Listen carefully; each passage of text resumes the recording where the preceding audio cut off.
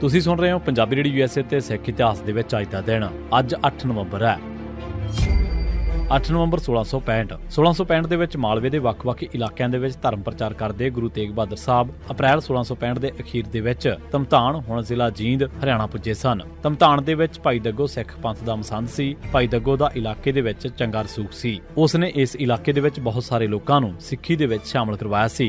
1665 ਤੱਕ ਧਮਤਾਨ ਉਹਨਾਂ ਇਲਾਕਿਆਂ ਦੇ ਵਿੱਚੋਂ ਇੱਕ ਬਣ ਚੁੱਕਾ ਸੀ ਜਿਨ੍ਹਾਂ ਦੇ ਵਧੇਰੇ ਵਾਸੀ ਸਿੱਖ ਪੰਥ ਦਾ ਹਿੱਸਾ ਸਨ। ਜਦੋਂ ਗੁਰੂ ਤੇਗ ਬਹਾਦਰ ਸਾਹਿਬ ਉੱਥੇ ਪੁੱਜੇ ਤਾਂ ਸੈਂਕੜੇ ਸਿੱਖ ਆਪ ਜੀ ਦੇ ਦਰਸ਼ਨਾਂ ਵਾਸਤੇ ਆਏ ਹੋਏ ਸਨ। ਗੁਰੂ ਸਾਹਿਬ ਹਰ ਰੋਜ਼ ਦੀਵਾਨ ਸਜਾਇਆ ਕਰਦੇ ਸਨ। ਕੁਝ ਦਿਨ ਧਮਤਾਨ ਰਹਿਣ ਮਗਰੋਂ ਗੁਰੂ ਸਾਹਿਬ ਨੇ ਕੀਰਤਪੁਰ ਜਾਣ ਦੀ ਤਿਆਰੀ ਸ਼ੁਰੂ ਕਰ ਦਿੱਤੀ। ਜਦੋਂ ਸੰਗਤਾਂ ਨੂੰ ਪਤਾ ਲੱਗਿਆ ਤਾਂ ਉਹਨਾਂ ਨੇ ਗੁਰੂ ਸਾਹਿਬ ਨੂੰ ਹੋਰ ਰੁਕਣ ਵਾਸਤੇ ਅਰਜ਼ ਕੀਤੀ। 28 ਅਕਤੂਬਰ 1665 ਤੱਕ ਗੁਰੂ ਸਾਹਿਬ ਇੱਥੇ ਰਹੇ। ਹੁਣ ਜਦ ਗੁਰੂ ਸਾਹਿਬ ਨੇ ਚੱਕ ਨਾਨਕੀ ਜਾਣ ਦੀ ਤਿਆਰੀ ਸ਼ੁਰੂ ਕੀਤੀ ਤਾਂ ਸੰਗਤਾਂ ਨੇ ਜ਼ੋਰ ਪਾ ਕੇ ਆਪ ਨੂੰ ਕੱਤਕ ਦੀ ਪੂਰਨਮਾਸ਼ੀ ਨੂੰ ਉੱਥੇ ਗੁਰੂ ਨਾਨਕ ਸਾਹਿਬ ਦਾ ਜਨਮ ਦਿਨ ਜੋ ਉਸ ਸਾਲ 12 ਨਵੰਬਰ 1665 ਨੂੰ ਸੀ ਉਹ ਮਨਾਉਣ ਵਾਸਤੇ ਰੋਕ ਲਿਆ। ਧਮਤਾਨ ਰਹਿੰਦੇ ਇੱਕ ਦਿਨ ਗੁਰੂ ਸਾਹਿਬ ਨੇੜੇ ਦੇ ਜੰਗਲ ਦੇ ਵਿੱਚ ਸ਼ਿਕਾਰ ਖੇਡਣ ਗਏ। ਇਸ ਸਮੇਂ ਆਪ ਜੀ ਦੇ ਨਾਲ ਭਾਈ ਦੱਗੋ ਅਤੇ ਹੋਰ ਬਹੁਤ ਸਾਰੇ ਸਿੱਖ ਵੀ ਸਨ। ਜੰਗਲ ਦੇ ਵਿੱਚ ਆਪ ਜੀ ਨੂੰ ਇਸ ਇਲਾਕੇ ਦੇ ਫੌਜਦਾਰ ਆਲਮ ਖਾਨ ਰੋਹੇਲਾ ਨੇ ਸ਼ਾਹੀ ਹੁਕਮ ਦੇ ਹੇਠ ਗ੍ਰਿਫਤਾਰ ਕਰ ਲਿਆ। ਔਰੰਗਜ਼ੇਬ ਦਾ ਹੁਕਮ ਸੀ ਕਿ ਮੁਸਲਮਾਨਾਂ ਤੋਂ ਇਲਾਵਾ ਕੋਈ ਵੀ ਨਾ ਤਾਂ ਹਥਿਆਰ ਰੱਖ ਸਕਦਾ ਸੀ ਅਤੇ ਨਾ ਹੀ ਸ਼ਿਕਾਰ ਕਰ ਸਕਦਾ ਸੀ। ਆਲਮ ਖਾਨ ਆਪ ਨੂੰ ਗ੍ਰਿਫਤਾਰ ਕਰਕੇ ਦਿੱਲੀ ਲੈ ਗਿਆ ਅਤੇ 8 ਨਵੰਬਰ 1665 ਦੇ ਦਿਨ ਔਰੰਗਜ਼ੇਬ ਦੇ ਕੋਲ ਪੇਸ਼ ਕੀਤਾ।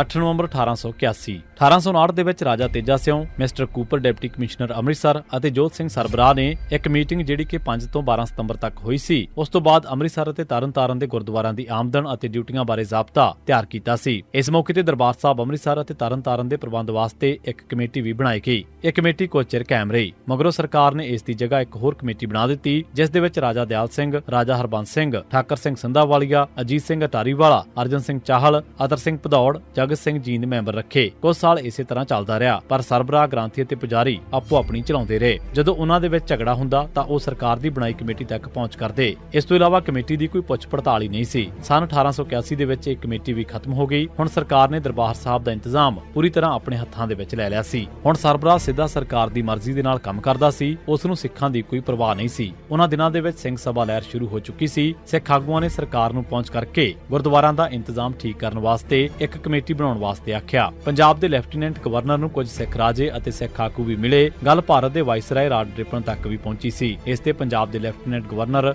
R.E. ਇਜਰਟਨ ਨੇ ਵਾਇਸਰਾਏ ਨੂੰ ਚਿੱਠੀ ਲਿਖ ਕੇ ਇਹ ਗੱਲ ਕਹੀ ਕਿ ਮੇਰਾ ਖਿਆਲ ਹੈ ਕਿ ਸਿੱਖ ਗੁਰਦੁਆਰਿਆਂ ਦਾ ਇੰਤਜ਼ਾਮ ਇੱਕ ਅਜਿਹੀ ਕਮੇਟੀ ਜੋ ਸਰਕਾਰੀ ਕੰਟਰੋਲ ਤੋਂ ਆਜ਼ਾਦ ਹੋਵੇ ਉਸ ਦੇ ਹੱਥ ਦੇ ਵਿੱਚ ਦੇਣਾ ਸਿਆਸੀ ਪੱਖ ਤੋਂ ਖਤਰਨਾਕ ਹੋਵੇਗਾ ਅਤੇ ਮੈਂ ਉਮੀਦ ਕਰਦਾ ਕਿ ਜਨਾਬ ਅਜਿਹੇ ਹੁਕਮ ਜਾਰੀ ਕਰਵਾਉਣ ਦੇ ਵਿੱਚ ਮਦਦਗਾਰ ਹੋਣਗੇ ਜਿਸ ਦੇ ਨਾਲ ਪਿਛਲੇ 30 ਸਾਲ ਤੋਂ ਕਾਮਯਾਬੀ ਦੇ ਨਾਲ ਚੱਲਦਾ ਇੰਤਜ਼ਾਮ ਜਾਰੀ ਰਹੇਗਾ। ਅਸਲ ਦੇ ਵਿੱਚ ਅੰਗਰੇਜ਼ ਸਰਕਾਰ ਇਹ ਕਦੇ ਵੀ ਨਹੀਂ ਸੀ ਚਾਹੁੰਦੀ ਕਿ ਗੁਰਦੁਆਰਿਆਂ ਦਾ ਇੰਤਜ਼ਾਮ ਸਿੱਖਾਂ ਦੇ ਹੱਥਾਂ ਦੇ ਵਿੱਚ ਚਲਾ ਜਾਵੇ। ਗੁਰਦੁਆਰਿਆਂ ਦੇ ਇੰਤਜ਼ਾਮ ਵਾਸਤੇ ਇੱਕ ਕਮੇਟੀ ਬਣਨ ਦੇ ਨਾਲ ਸਿੱਖਾਂ ਵਾਸਤੇ ਇੱਕ ਪਲੇਟਫਾਰਮ, ਇੱਕ ਜਮਾਤ, ਇੱਕ ਇਤਿਹਾਦ ਅਤੇ ਇੱਕ ਤਾਕਤ ਬਣ ਜਾਣੀ ਸੀ। 8 ਨਵੰਬਰ 1987 ਦੇ ਦਿਨ ਪੰਜਾਬ ਪੁਲਿਸ ਨੇ ਸੁਰਿੰਦਰ ਸਿੰਘ ਸ਼ਿੰਦਾ ਸੋਢੀ ਪੁੱਤਰ ਸੋਹਣ ਸਿੰਘ ਵਾਸੀ ਕਮਾਲਪੁਰ ਅੰਮ੍ਰਿਤਸਰ ਅਤੇ ਰੇਸ਼ਮ ਸਿੰਘ ਉਰਫ DC ਵਾਸੀ ਪਿੰਡ ਬਰਾੜ ਨੂੰ ਨਕਲੀ ਮੁਕਾਬਲਿਆਂ ਦੇ ਵਿੱਚ ਸ਼ਹੀਦ ਕੀਤਾ। 8 ਨਵੰਬਰ 1899 ਦੇ ਦਿਨ ਪੰਜਾਬ ਪੁਲਿਸ ਨੇ ਨਿਰਵੈਰ ਸਿੰਘ ਪੁੱਤਰ ਜਗੀਰ ਸਿੰਘ ਵਾਸੀ ਕੋਟਲਾ ਬੱਜਾ ਸਿੰਘ ਜ਼ਿਲ੍ਹਾ ਗੁਰਦਾਸਪੁਰ ਨੂੰ ਇੱਕ ਨਕਲੀ ਮੁਕਾਬਲੇ ਦੇ ਵਿੱਚ ਸ਼ਹੀਦ ਕੀਤਾ। 8 ਨਵੰਬਰ 1990 ਦੇ ਦਿਨ ਪੰਜਾਬ ਪੁਲਿਸ ਨੇ ਸੂਬਾ ਸਿੰਘ ਉਰਫ ਰਣਜੀਤ ਸਿੰਘ ਨੂੰ ਇੱਕ ਨਕਲੀ ਮੁਕਾਬਲੇ ਦੇ ਵਿੱਚ ਸ਼ਹੀਦ ਕੀਤਾ। 8 ਨਵੰਬਰ 2023 ਦੇ ਦਿਨ ਹਰਜਿੰਦਰ ਸਿੰਘ ਧਾਮੀ ਲਗਾਤਾਰ ਤੀਜੀ ਵਾਰ ਸ਼੍ਰੋਮਣੀ ਗੁਰਦੁਆਰਾ ਪ੍ਰਬੰਧਕ ਕਮੇਟੀ ਦੇ ਪ੍ਰਧਾਨ ਬਣੇ।